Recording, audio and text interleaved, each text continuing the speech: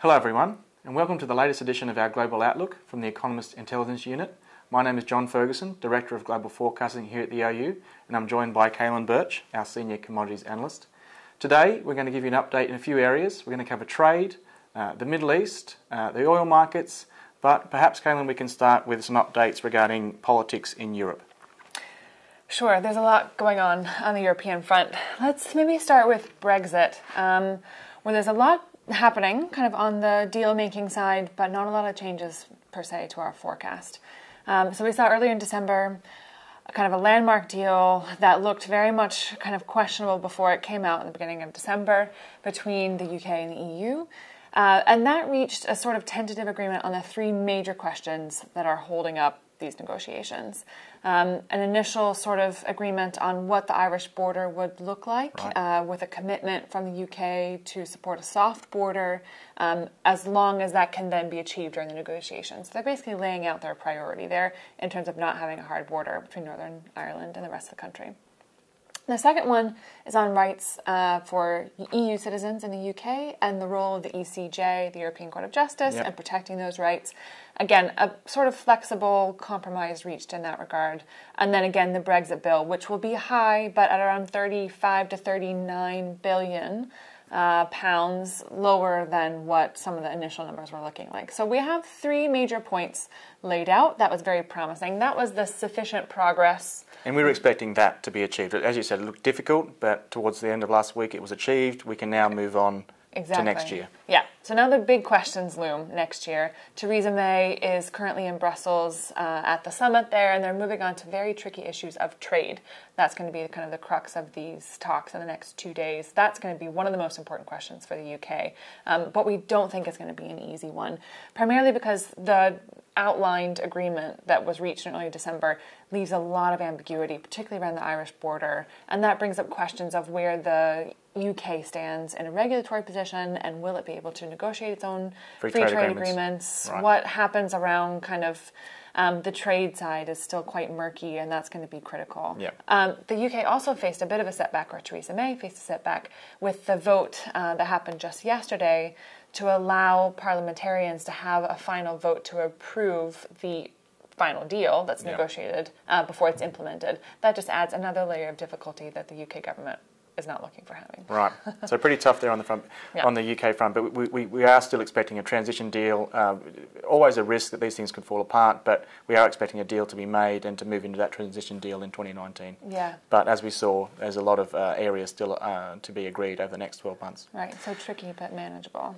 And we also saw a bit of an update in German politics. Yeah, Germany has been quite volatile for all things considered, what is normally kind of an extremely stable and predictable government.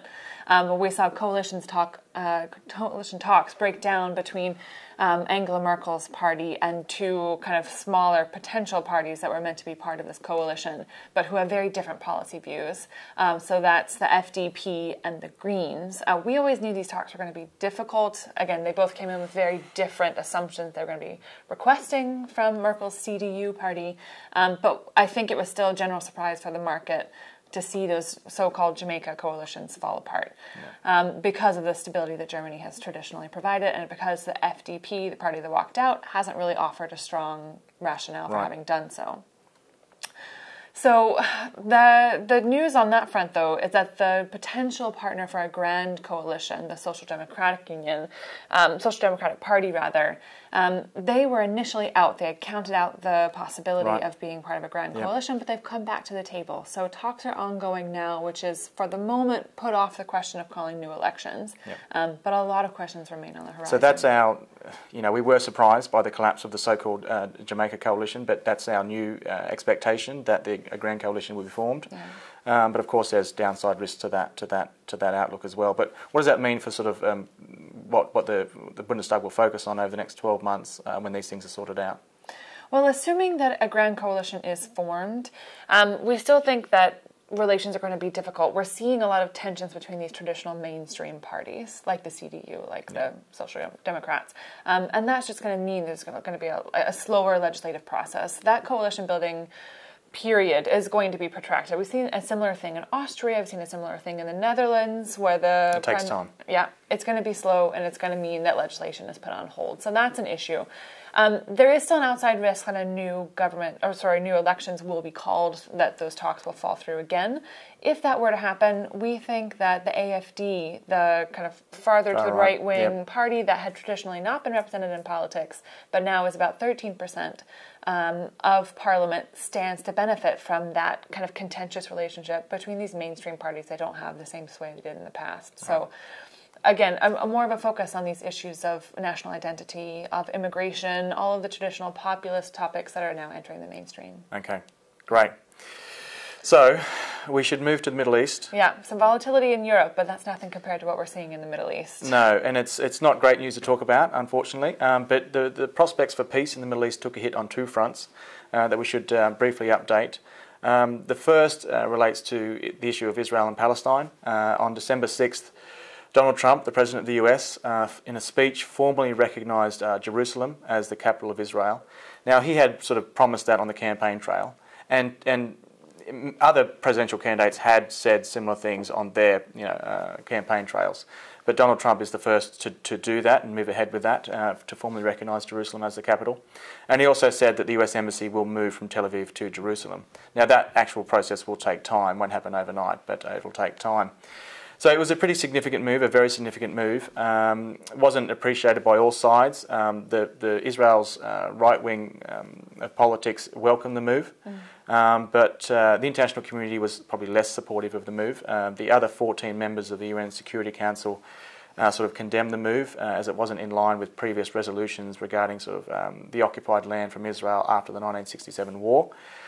But overall, what it means for the peace process, it's a major setback in our view, and we see no sort of peace deal between Israel and Palestine in the next 5 years. Unfortunately, a similar conclusion is drawn regarding the war in Yemen, which we've been talking a fair bit about in these videos. So this is a major issue in the region and a major issue for Saudi Arabia as well. But the significant event in the last few weeks was the murder. The former Yemen president Ali Abdullah Saleh was shot and killed by Houthi rebels.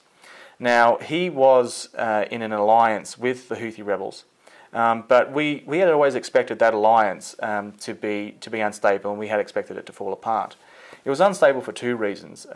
When Mr. Saleh was president of Yemen, he had actually had running conflicts with the Houthi rebels while he was president.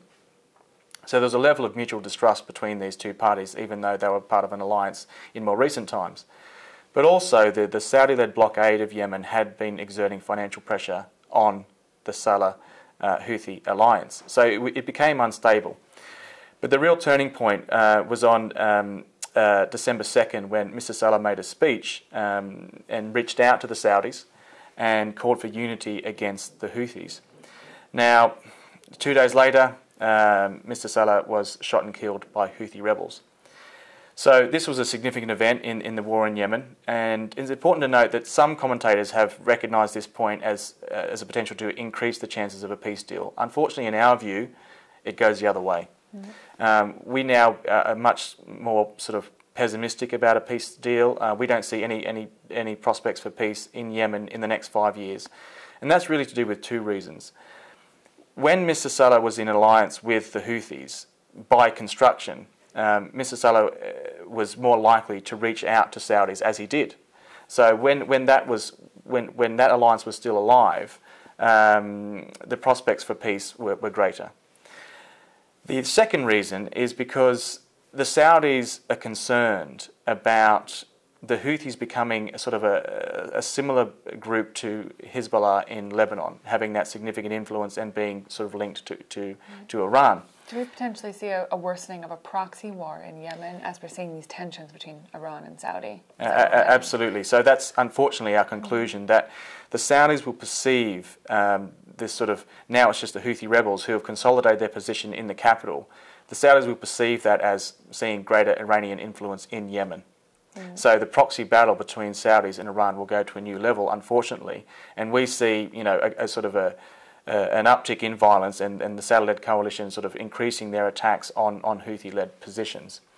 So this isn't great for the peace prospects, and we see no peace deal in the next 5 years, whereas we had expected a peace deal possibly by the end of 2018. So that's now unlikely in our view.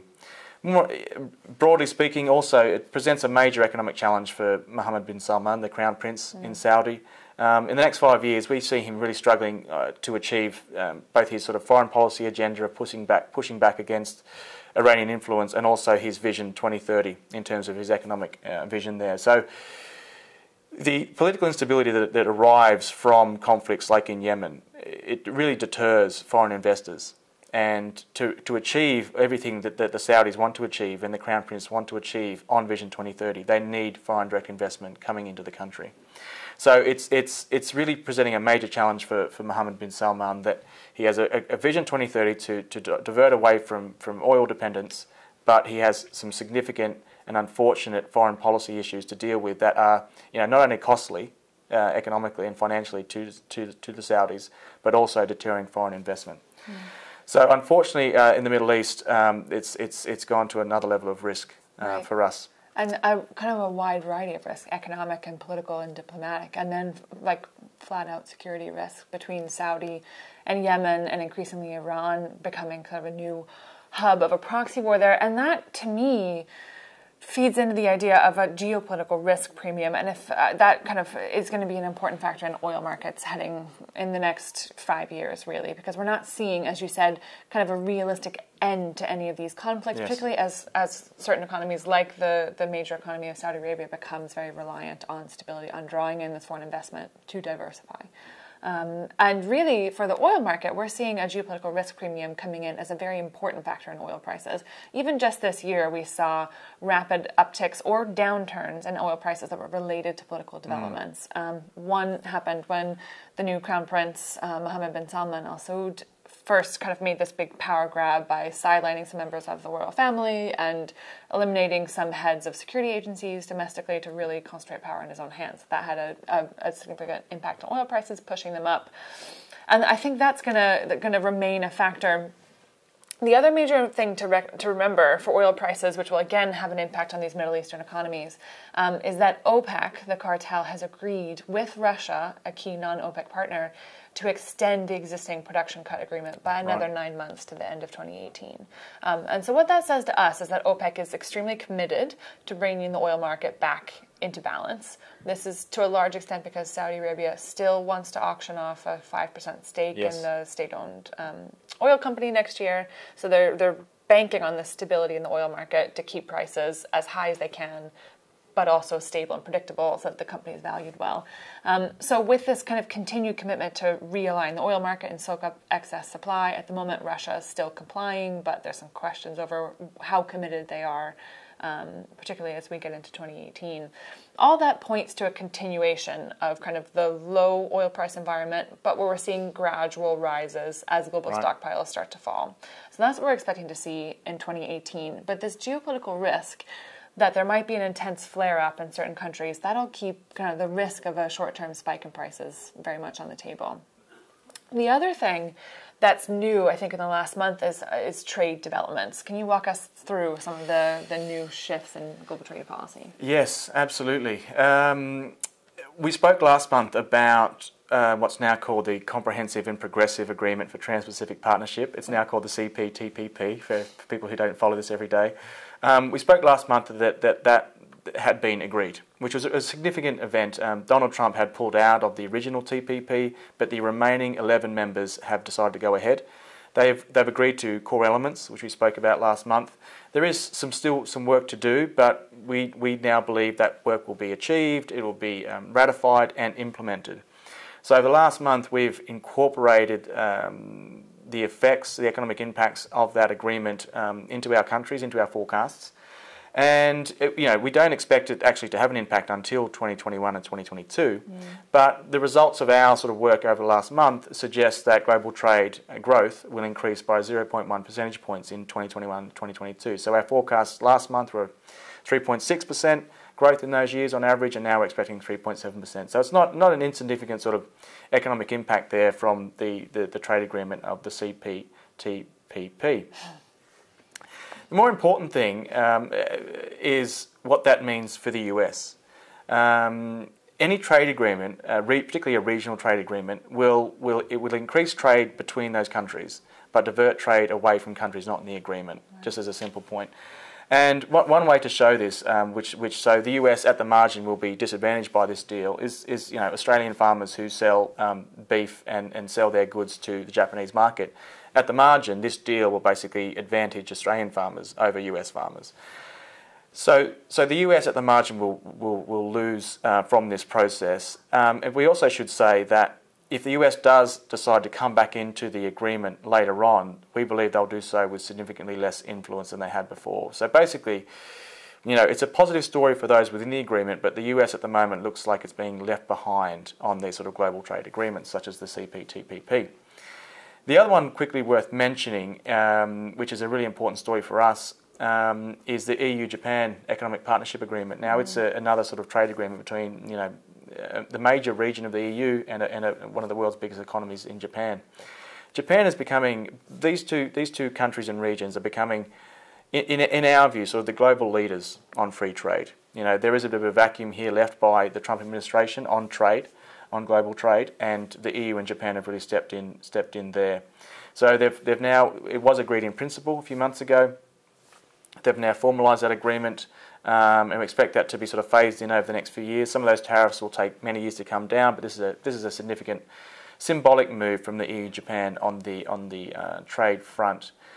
The other thing worth mentioning related to that is something we're watching here at the EU, is that a lot of these trade agreements are being accompanied by sort of strategic partnership agreements, and the EU and Japan are also working on another agreement that will accompany the economic partnership agreements. So that's something we're very much watching here at the EU. But that's an important update on trade. We'll probably have some more things to talk about on trade next month, as there's so much happening here. There's issues around NAFTA. We might be able to talk more about the EU-Japan deal, but trade, particularly since Donald Trump has come into office, trade is now a significant area for us to watch. Great. Well, Cailin, thank you so much. We've covered a lot today, and thank you all for watching. We'll be back next month with our latest update in our Global Outlook.